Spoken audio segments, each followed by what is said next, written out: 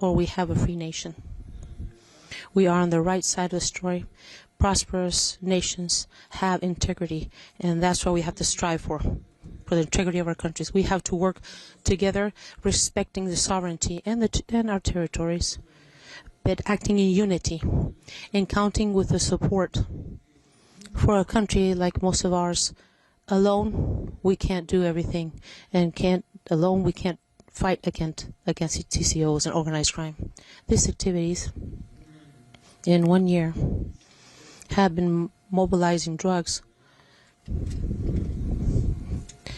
the equivalent over 200 yearly budget for security of Panama. In that sense, I would like to make a point that in the last 18 months, for the achievements that we have reached along agreements with the United States, this country has been able to seize $174 million to be able to increase the capacities and technologies to be able to fight the organized crimes. I have to mention again the ambassador of Panama present here for the United States, Kevin, has been very helpful so that these equipment and everything, the fast boats, the scanners, the communication systems, everything, and any type of resources that have been available to us due to his help. We don't want to say that not just that alone has helped with that investment, but we had the hand-in-hand help of the men and women working here with us. I also want to mention the $3 million donation to clean up the Darien that has been very deeply contaminated for many people going through it, over 1 million people going through the Darien that have unlawfully, with the support of drug trafficking organizations were going through, through these roads, dirtying and contaminating and doing an ecological, irreparable damage to the Darien. They're going to take many years to recover.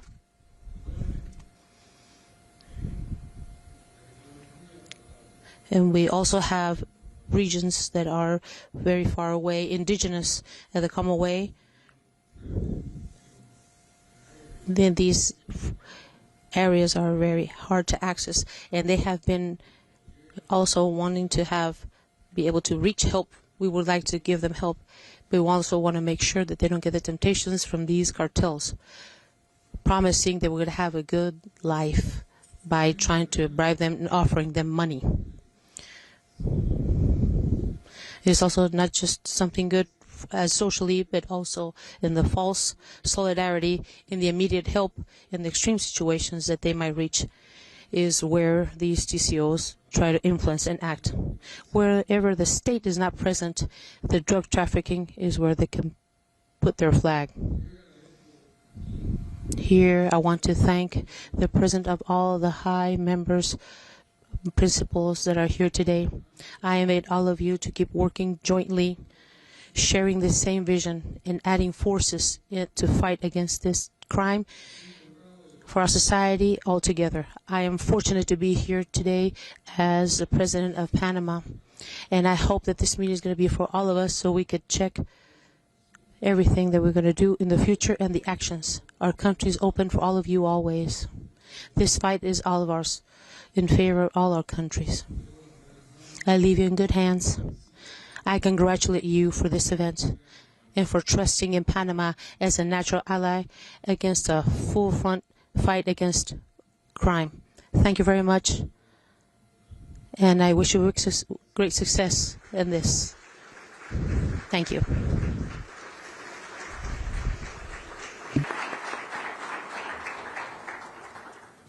Thank you, President Molino.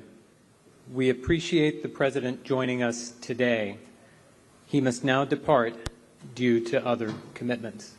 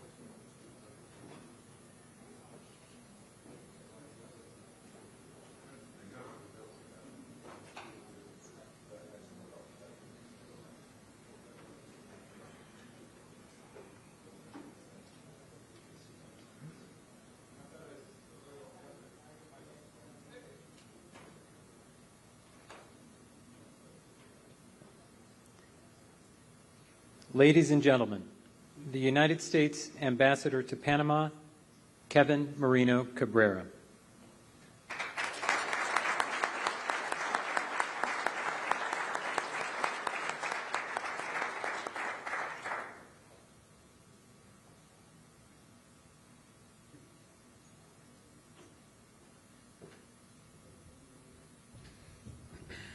Good afternoon. Buenas tardes. Before the Allied landing at Normandy, General Eisenhower gave his paratroopers a four-word order: full victory, nothing else. I'll try to be nearly as brief. It'll be bilingual, so good luck to the translators. Secretary of War Pete Hegseth, Senator Moreno, and team, welcome to Panama, or welcome back to Panama in your case.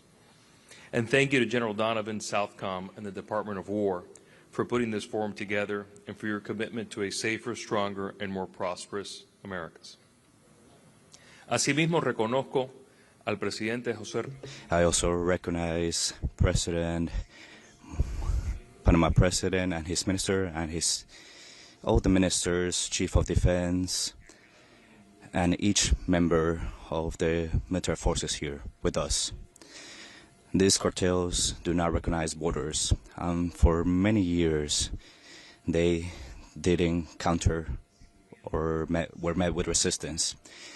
All these other efforts led to more deaths, more violence, and that period has ended. I am very proud to lead these efforts on behalf of President Trump and this embassy here in Panama. During the last years, Panama has been converted in a leading country in the fight against drug trafficking, with large seizures and working with our equipment and units. This is not a coincidence. These are results of shared work with concrete results. Coast patrols, reinforced borders with Senate Front, and a task force against money laundering, which is dismantling these criminal organizations, researching, prosecuting them, and seizing their assets. Each dollar that we deny to the organized crime is as important as every kilo seized. Now we are operating through different organizations, FBI, DEA, Department of War, and Department of State. Our message to these cartels is clear. The Americas do not belong to the organized crime. It belongs to those nations that follow the law. Of you and every one of your countries, dismantling the cartels together until they are eliminated. Thank you, and God bless.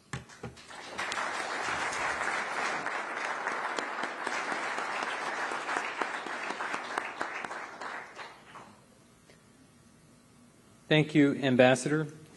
The United States Senator from Ohio, Bernie Moreno.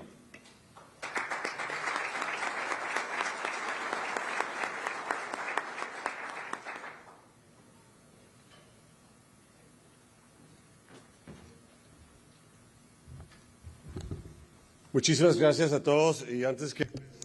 Thank you, everyone. And before I start, my heart to the people in Colombia. We're praying for you and to support you.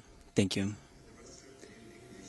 Because my secretary won't give me a ride back if I make him use a translator. So I want to say it's an honor to be here with you. Thank you to the secretary for inviting me, for the ambassador, for obviously General Donovan, for all the hard work that you do.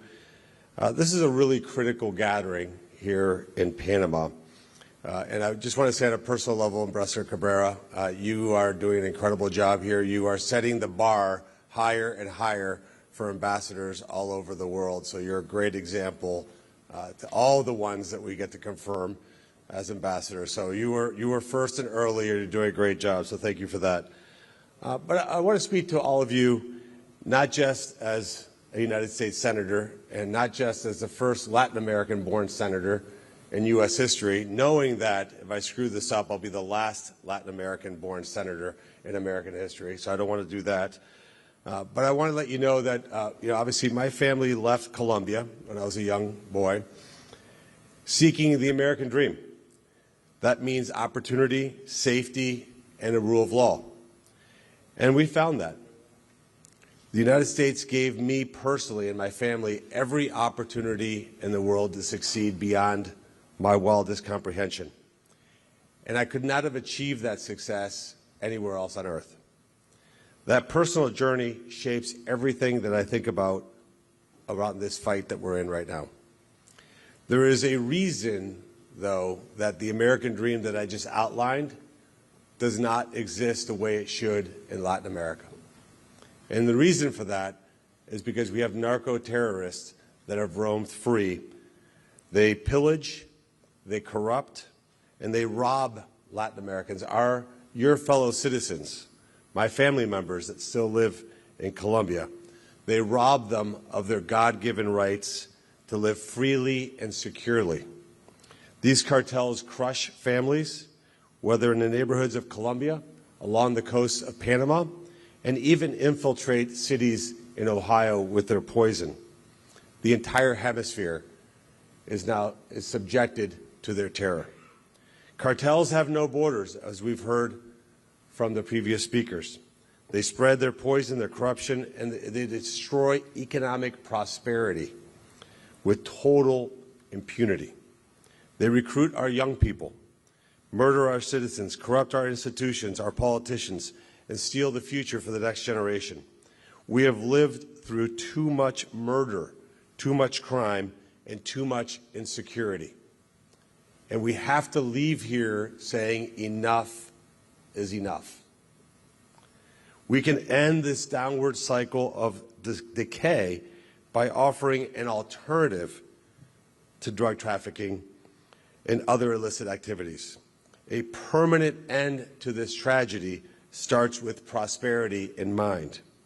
That is why economic security is national security, and they're inseparable. Prosperity is one of the strongest weapons we have against these criminal networks in the long run. When legitimate businesses thrive and young people see the real opportunity for a good life, the drug cartels lose their recruiting base and their hold on communities. That is why the United States of America must reward our closest allies, the nations gathered in this room, with favorable trade agreements that allow them to take full advantage of America's decoupling from China.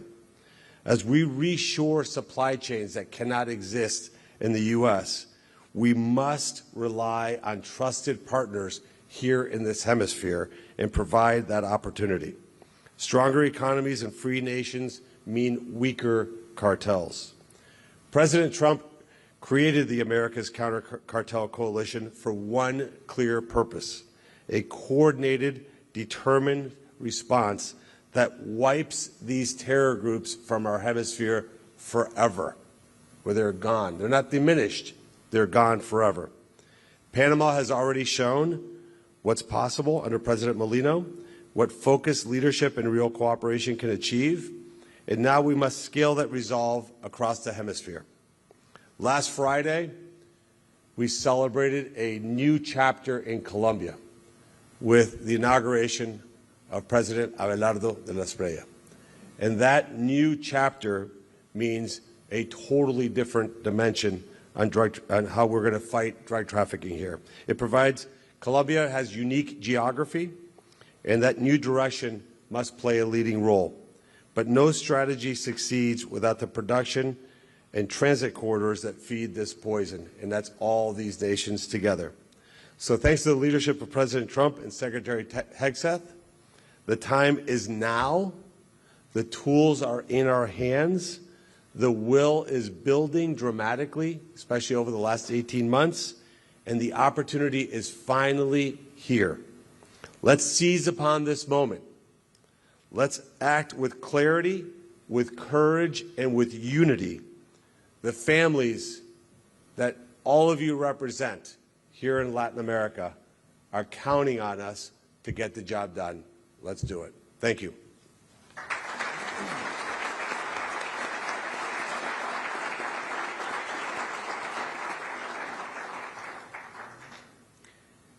Thank you, Senator. I would now like to invite the Commander of United States Southern Command, General Francis Donovan, to the podium. Sir, the floor is yours.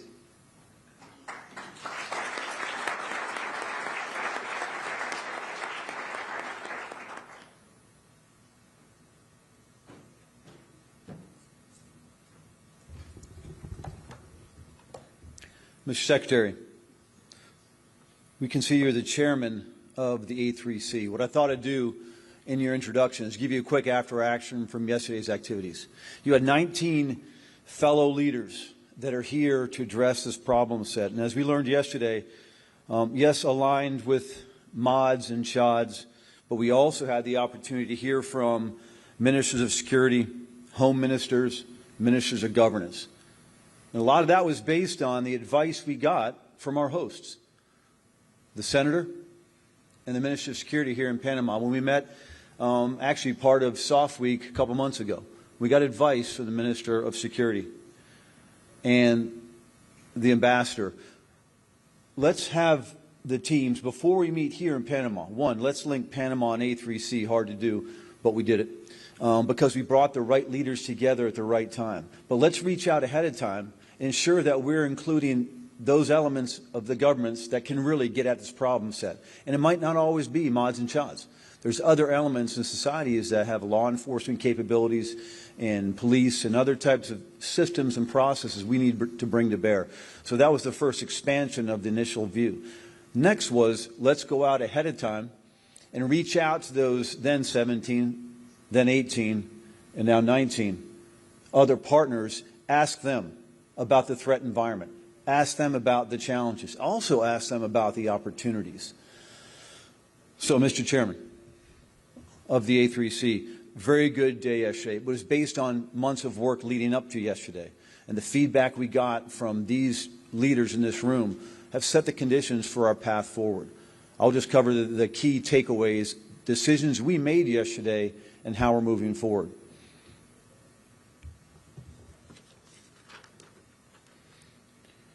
The conclusions we came up with and agreed yesterday as a group, we share a common understanding of the threat. The threat is a regional system.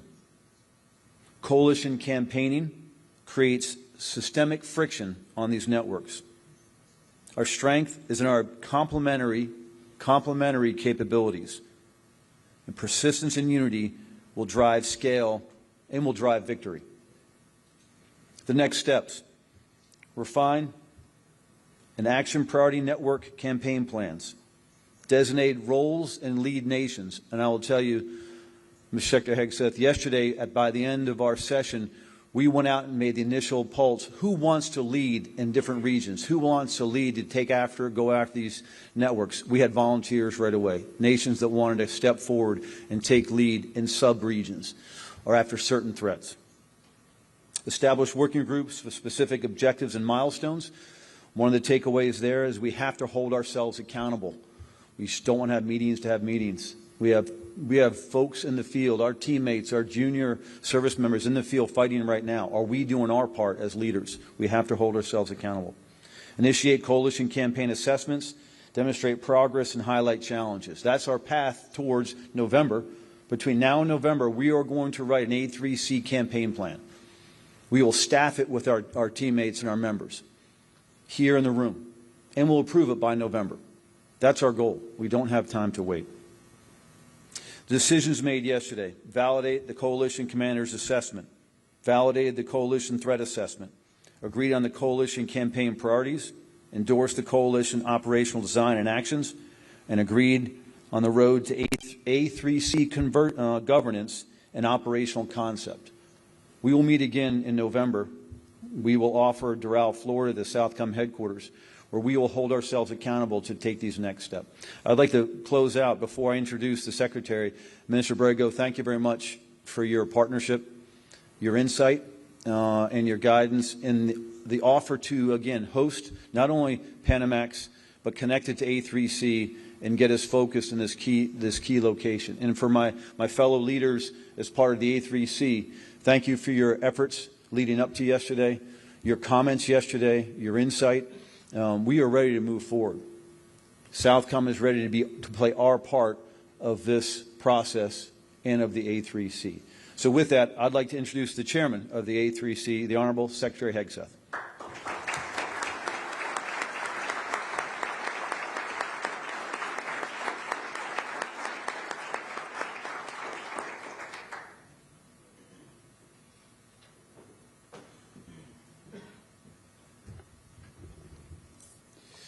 Well, General, thank you very much for that update. And, you know, today is the end of a conference forum here that was meant to be and has been operational and productive, focused on what we can do together. So I want to thank the President of Panama. I want to thank Minister Abrego. I want to thank all of our Panamanian partners for being such great hosts here, and for Panamax, which is ongoing for the first time in 14 years, live here in Panama. Thousands of troops right now from many of the nations represented here. And I want to thank every single country, sovereign, strong country, willing to step up and address this threat as a part of the Americas Counter Cartel Coalition.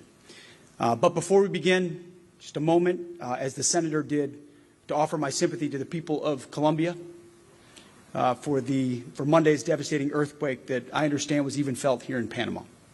And the Department of War, with the State Department, is mobilizing critical life-saving aid to support the Colombian government's robust response to this tragic event, just as we did in Venezuela a few weeks ago. I also want to thank my team as well. Chief, Senator Moreno, thank you for representing not only the United States of America, but this hemisphere so effectively and being such a powerful voice in the Senate for this effort as well.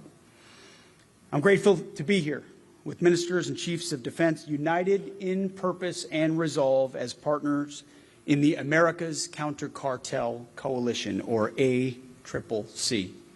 Just a few months ago, we laid out a shared vision for a safe, secure Western Hemisphere where borders and laws are respected and narco-terrorists are brought to swift and absolute justice. And yesterday and today and going forward, we are gathered to take the next step in our shared fight against narco-terrorists, gang members, and drug and human traffickers. Designated terrorist organizations, the ISIS and Al-Qaeda of the Western Hemisphere, no different, and they should be treated as such. It's now nearly 1 year since the launch of Operation Southern Spear, the first time in history that the Department of War launched a sustained military campaign against U.S. designated terrorist organizations in our shared hemisphere. And it has been a resounding success thus far. We've seen record drops in movements of narco vessels across major maritime corridors inside our hemisphere, including, at a minimum, 65% reduction in the Western Caribbean, a 60% reduction in the Eastern Caribbean, and a nearly 50% reduction in the Eastern Pacific in the north and south of the Galapagos Islands. We have knocked the narco-terrorists in the maritime domain on their heels. We forced them to adjust their tactics, techniques, and procedures, their TTPs, and operate outside of their comfort zones. We are retaking the open seas and our maritime borders. This is a bad time to get in a drug boat in the Western Hemisphere. The results are historic. In the United States, fatal drug overdoses have dropped dramatically. Flows of fentanyl are way down. Crossings at our southwest border have dropped to 0. The murder rate in American cities is at modern all-time lows, historic drops in crime. Life-changing progress that benefits each and every citizen of the United States of America, and indeed, every citizen of your nations as well. Now, predictably, as we like to call them, the fake news media has tried to discredit and delegitimize Operation Southern Spear. These same voices said nothing when governments allowed an unprecedented border crisis and record drug overdoses and deaths Yet now they deny and try to diminish our success, our shared success. The left-wing media wants us to return to the failed strategies of the past, when America neglected our own neighborhood and our own neighborhoods, even as we sent our best, in our case, American troops, to do nation-building halfway across the world. Globalists in Washington looked the other way, while our friends and neighbors to our south were victimized by drugs, violence, mass migration, Marxism, and foreign exploitation. The Biden administration and the Democrats ignored the U.S. southern border, openly accepting mass illegal immigration and destroying many of our great American cities, an invasion, no doubt. Under decades of globalist neglect, more than 1 million Americans died from fentanyl, cocaine, and other drugs. That's more loss than the United States had suffered in any war in our 250-year history. This blatant neglect for our national security also destroyed your borders and your sovereignty and your immigration systems as well. That is why we're here today together.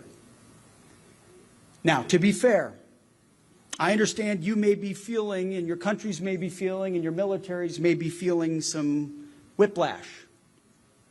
Because just 18 months ago, the previous U.S. administration under Joe Biden, especially the previous administration here at Southern Command, stood in front of you promoting priorities like gender issues, women, peace, and security, or climate change, or diversity, dudes in dresses. I've said this before, but the Department of War is done with that nonsense. Full stop. And I assume you and your countries are as well. Real threats, real capabilities, no more leftist make-believe or dress-up time. The hard-working, law-abiding people of our nations suffered together far too long. But now we are working together, we are building together, and we are training together. We are killing terrorists. And we're defeating the failed and toxic ideologies of radical socialism and communism. Now, speaking of socialism, make no doubt about it. The international left, along with their enabling left-wing media, is plotting to unlawfully assert international criminal court jurisdiction over U.S. and partner military personnel and operations. To be clear, there is no legitimate basis for the ICC's lawless power grab that they will entertain anywhere they can in the world. Our efforts in this effort are 100% lawful under the laws of armed conflict. It's striking that this so-called court and other globalist bodies undermine our efforts, but do nothing to hold real terrorists and real tyrants accountable. And that's why the ICC poses a threat to your national sovereignty, your constitutional mandates, and the national interests of your people, just as it does ours. Our nations retain our sovereignty and our ability to deploy our own warriors in our own defense. We will never relinquish our absolute right to defend ourselves from threats to our safeties and our citizens, of my country and of your countries.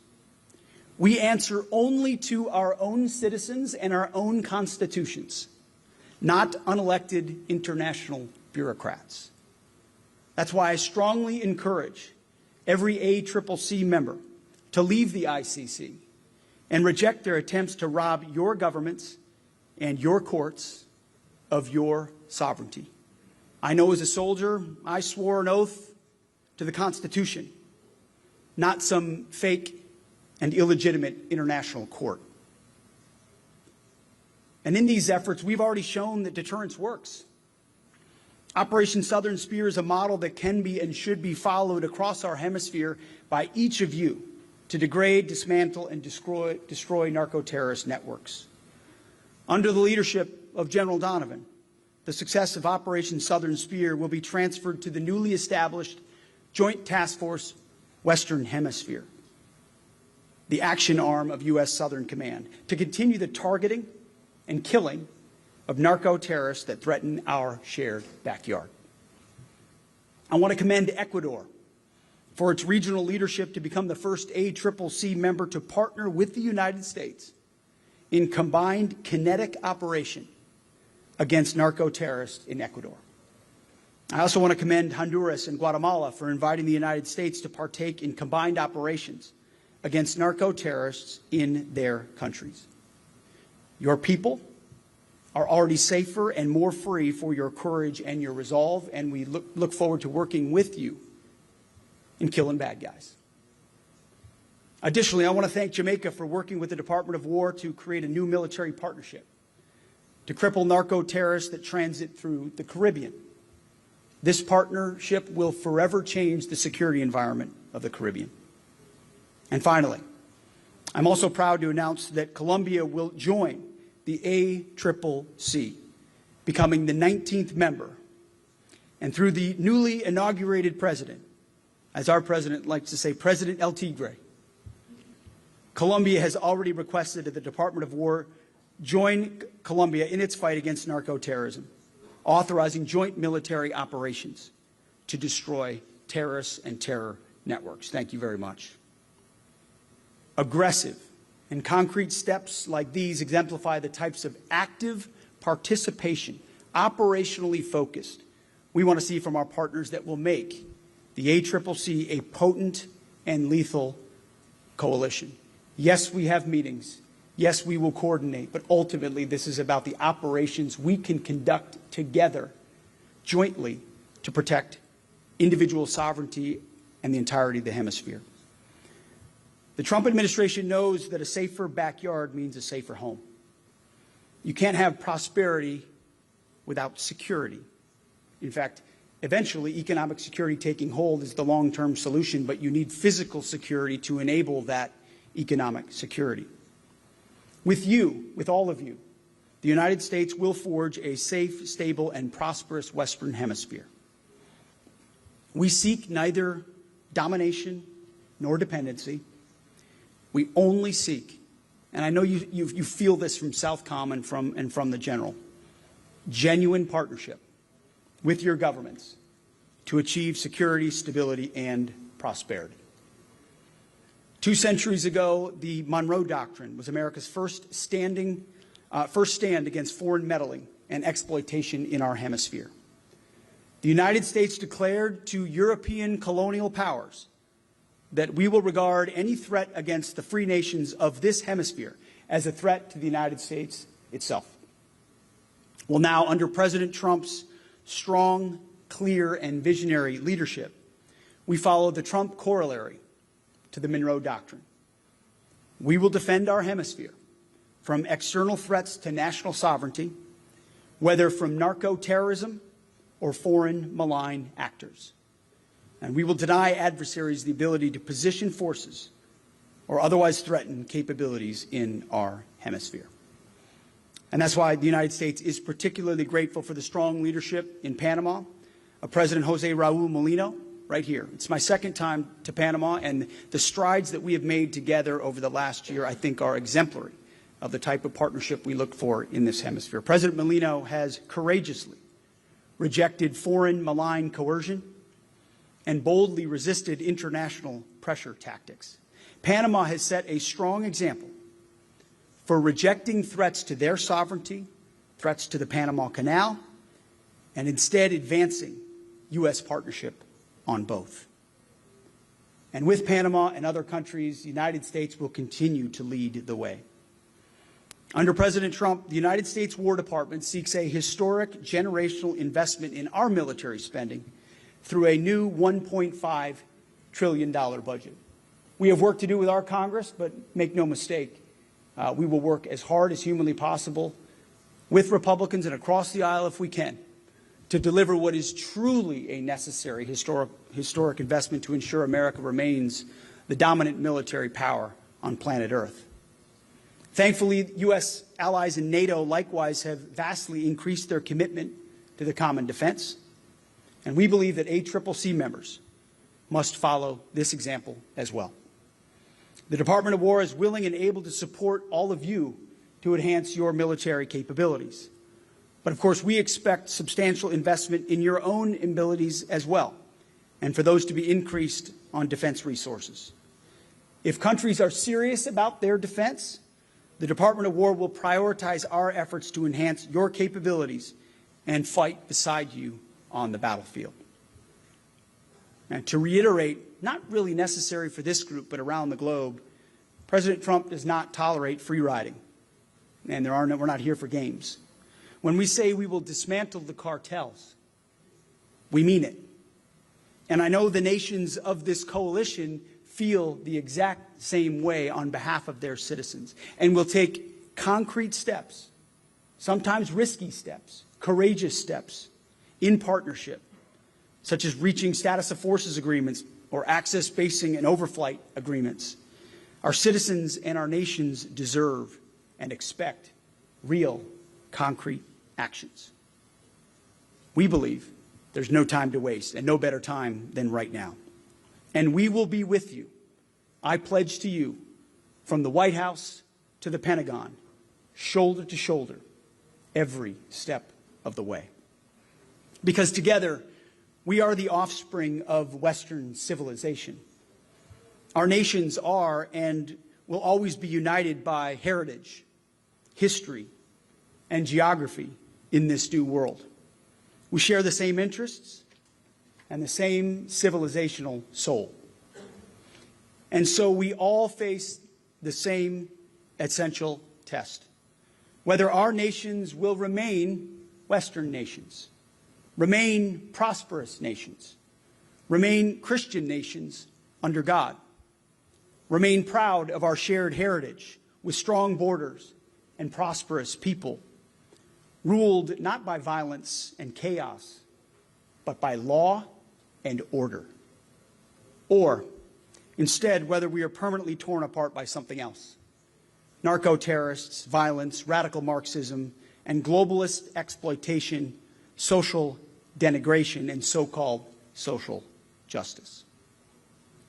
We've had great collaboration in recent months, and I want to thank each and every one of you for supporting our ability to find, fix, and finish narco-terrorist targets. Ultimately, that is what it is going to require: finding, fixing, and finishing narco-terrorists, either unilaterally, or bilaterally, by, with, and through, and together, finding, fixing, and finishing narco-terrorists. And we'll finish the job, which is why I'm proud to announce the new motto of the ACCC. Maybe formal, maybe informal, I haven't decided yet. The new motto of the ACCC is: we do bad things to bad people. That's the mentality I want to have inside this room. Now, we're good people that do good things, but ultimately we're dealing with bad people that have done a lot of bad things to a lot of good people for a very long time. And they're about to meet a new sheriff in town in the ACCC. And we mean business. Narco-terrorists, DTOs, drug traffickers are hereby on notice. Under President Trump, we will make the Americas great again. The safety and prosperity of one will strengthen the safety and prosperity of all. God bless you, and God bless the great citizens of your countries. Thank you very much.